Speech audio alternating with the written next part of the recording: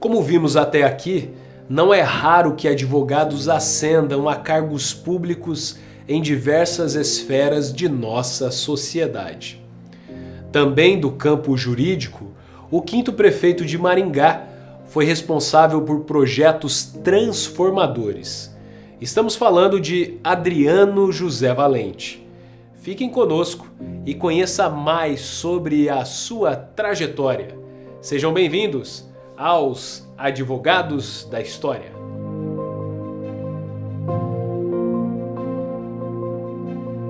O advogado diz que é aquele graduado que é bacharel em quase tudo. Eu diria para você que são muitos os advogados de Maringá que exerceram funções públicas. O Adriano não, o Adriano veio e montou secretarias. Indústria e Comércio foi o Adriano que estruturou a vida administrativa em Maringá, grande advogado.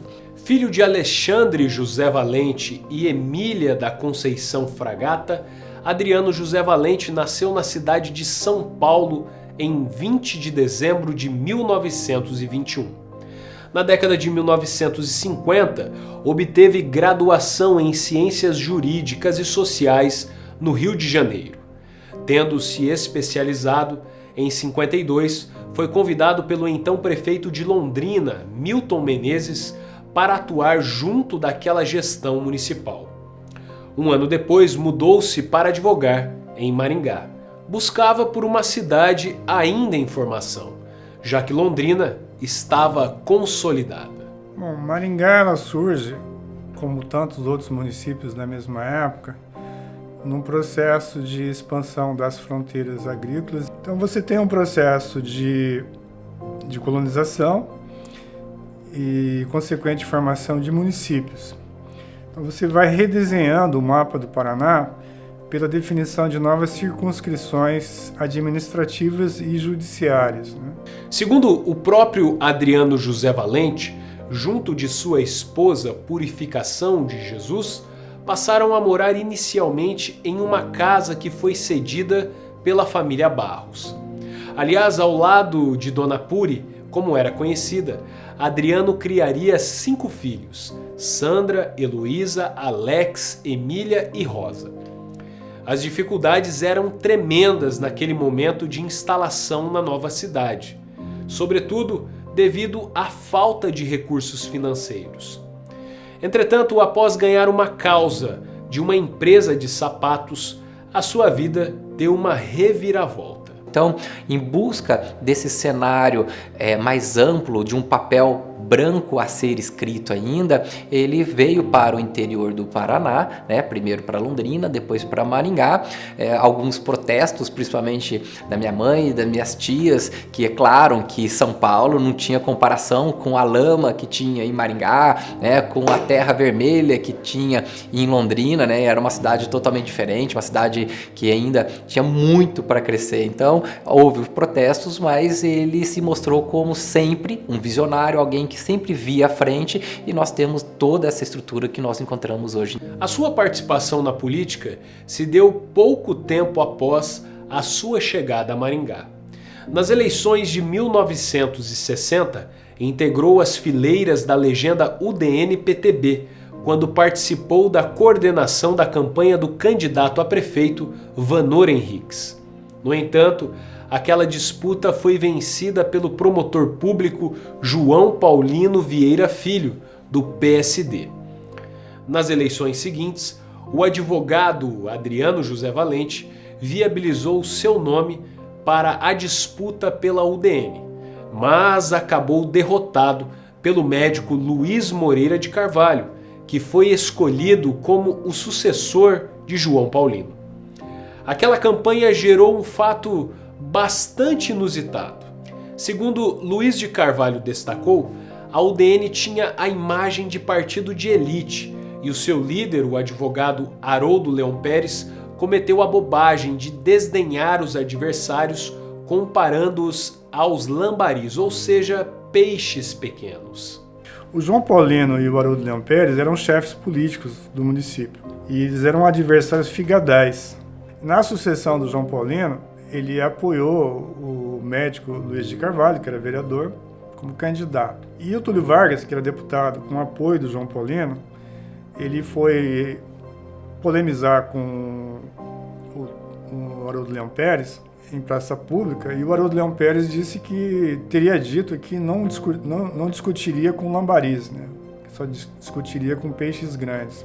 E os estrategistas da outra campanha transformaram essa ideia do lambari no símbolo da campanha, construindo a imagem de arrogância no Haroldo Leão Pérez, que era o líder da UDN no município, né? Então a campanha do lambari é a campanha do peixe pequeno. As pessoas sempre preferem torcer para o Davi e não para o Golias, né? Então ficou uma espécie de Davi e Golias, embora não fosse uma disputa de lambari contra tubarão. Na verdade, o peixe grande mesmo da campanha apoiava o Luiz Moreira de Carvalho, que era o João Paulino, que era o principal líder do município. Embora seguisse advogando, Adriano Valente estava determinado em ser o prefeito de Maringá. Nas eleições de 1968, voltou ao páreo contra o poderoso João Paulino, seu maior rival político. Enquanto Valente concorreu pelo MDB, João Paulino veio pela Arena 1. Ainda havia outro candidato, o empresário Ardinal Ribas, da Arena 2. Sensibilizado pelo imaginário popular criado na última campanha, a equipe do advogado não perdeu a oportunidade que surgiu a partir de uma gafe do locutor do comício da Arena, quando se referiu aos adversários como pés de chinelo. Aquele foi o mote necessário para deslanchar seu favoritismo. O pessoal mais antigo fala da campanha pé de chinelo, porque num determinado momento, né, então o adversário principal, que era o promotor João Paulino, ele tinha toda uma estrutura, ele tinha toda uma experiência já política que o meu avô não tinha. E num determinado momento, numa frase para ele infeliz e para o meu avô totalmente feliz, ele o chamou de pé de chinelo, né? Que era o candidato pé de chinelo.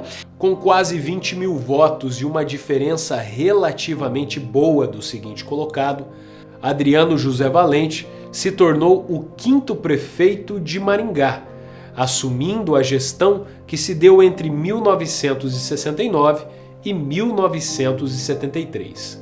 Aquele foi um período de grandes realizações. Cercando-se de técnicos e pessoas bem articuladas, o prefeito deu cabo a projetos impactantes para a cidade e seus habitantes. Mas aqui carece uma reflexão. Em 1970, Adriano Valente acabou trocando de partido, saindo do MDB e indo para a oposição, a Arena. Justificou aquela mudança pelo bem de Maringá. E o MDB em 68 em Maringá, ele não tinha um candidato forte para fazer frente a uma nova candidatura do João Paulino, que parecia imbatível em 68.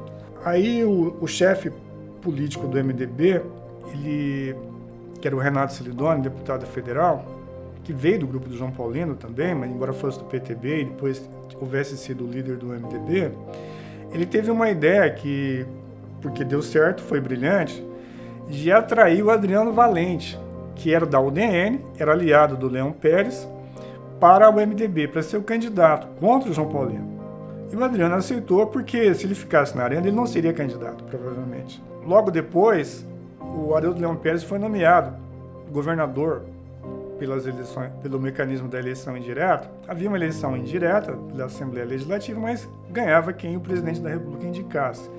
E o Leão Pérez foi um deputado muito fiel ao regime militar, ele foi indicado pelo presidente da República, o general Médici.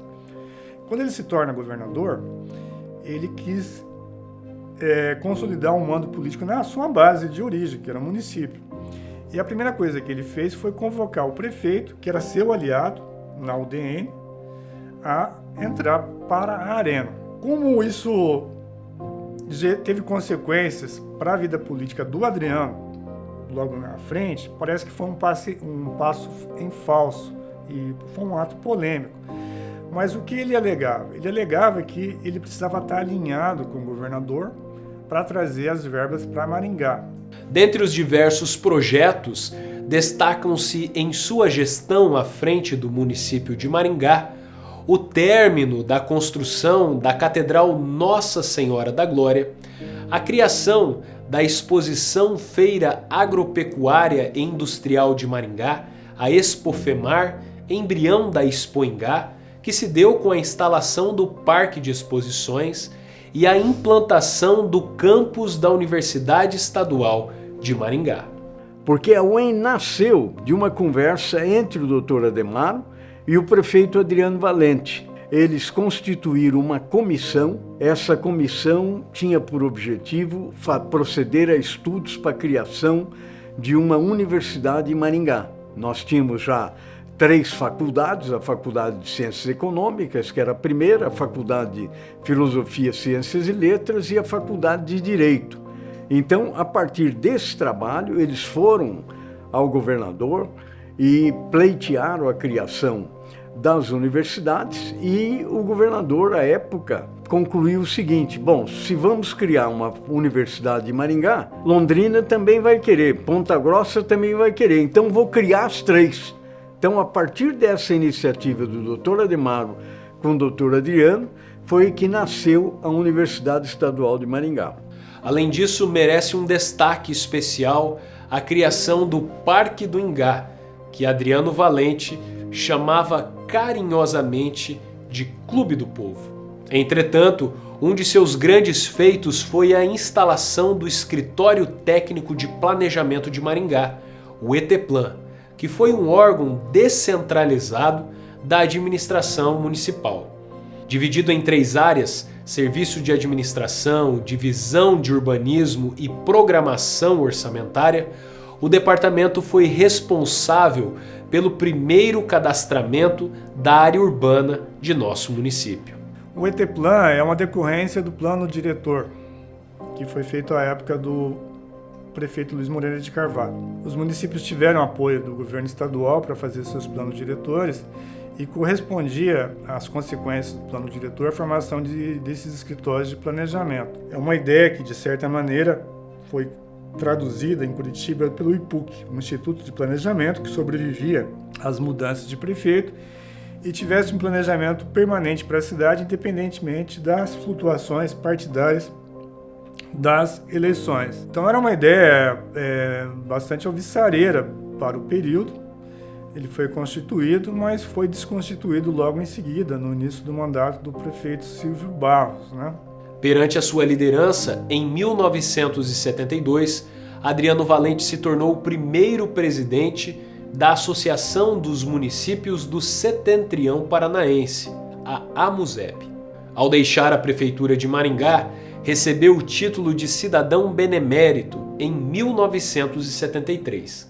Na sequência, dada sua aceitação e prestígio político, tornou-se deputado federal por 2 gestões consecutivas, entre 75 e 83. Na função, integrou comissões importantes, como a de Finanças e sobre o novo Código de Processo Penal. Tentaria retornar à prefeitura de Maringá nas eleições de 1988, mas não obteve êxito. Aquela foi uma disputa muito polarizada entre João Preis e Ademar Schiavone. Como consequência, o jovem engenheiro civil Ricardo Barros correu pela tangente e venceu. Adriano Valente ficou em 4º. Sua última participação pública efetiva se deu na segunda metade da década de 1990, quando presidiu a Urbamar, autarquia municipal responsável pela implantação do projeto do novo centro de Maringá. Em 1998, Adriano José Valente foi condecorado como cidadão honorário do Paraná e em 2007, pouco antes de sua morte, recebeu a comenda Américo Marques Dias, honraria máxima da Associação Comercial e Empresarial de Maringá. Muito ética, coerente nas suas ideias, e assim ele foi até quando nos deixou, né? Então é uma pessoa que merece também todo o respeito aí da comunidade jurídica maringaense e paranaense. Eu tive a honra de realizar a última entrevista que Adriano José Valente concedeu. Isso se deu no início de 2009 em sua residência, que ficava na Praça Presidente Kennedy, na Zona 1. Uma das coisas que mais me espelha no meu avô, que me segue, que me leva como uma lição muito grande, é a questão de estudos. Meu avô era um profundo estudioso. Não tinha assunto que você não poderia conversar com ele. Em 6 de fevereiro de 2010, devido a um câncer no pâncreas, o advogado e 5º prefeito de Maringá faleceu. Tinha 89 anos. No ano seguinte, o Parque do Ingá recebeu o nome de Adriano José Valente, personagem que também ganhou uma estátua na entrada desta reserva ambiental. E você, conhecia a biografia deste advogado que foi prefeito, deputado federal e ocupou outras funções públicas? Espero que tenha gostado, mas ainda temos muito a aprender com o passado do meio jurídico de Maringá. O próximo episódio da websérie Advogados da História falará sobre a vida de um personagem que atuou com Adriano Valente na prefeitura como secretário municipal e que também foi presidente da OAB Maringá. Trata-se de Ademaro da Silva Barreiros. Nos encontramos no próximo domingo. A história em tudo que vemos. Um abraço e até a próxima.